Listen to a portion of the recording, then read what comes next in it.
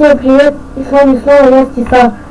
Я доработал свой камин до полной автоматизации. Вот, теперь мы жмакаем на рычаг, и здесь горит огонь, как обычно. И когда мы убираем, огонь убирается.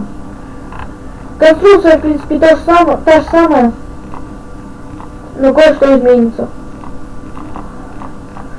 Так, ну, как вы помните, надо это. Так, обязательно липкий поршень. Так, делаем вот такую вот дугу, как вы знаете. Так, с передней стороны, напомню, с передней. Так, сюда вот два липких поршня. Так.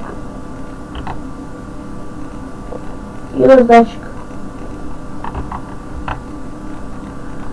Нет, липкий поршень за раздатчик, вот так вот. Сюда адский камень, чтобы была вот такая картина. Так. И теперь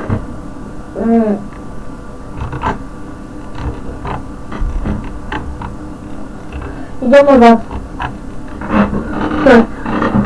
Тут так, и с помощью шифта, вот так. И факел также. Вот.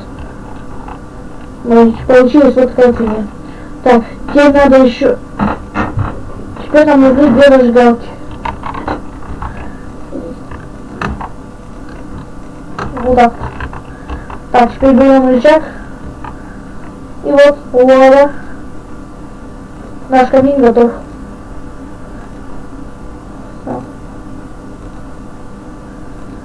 Подписывайтесь на канал, ставьте лайки.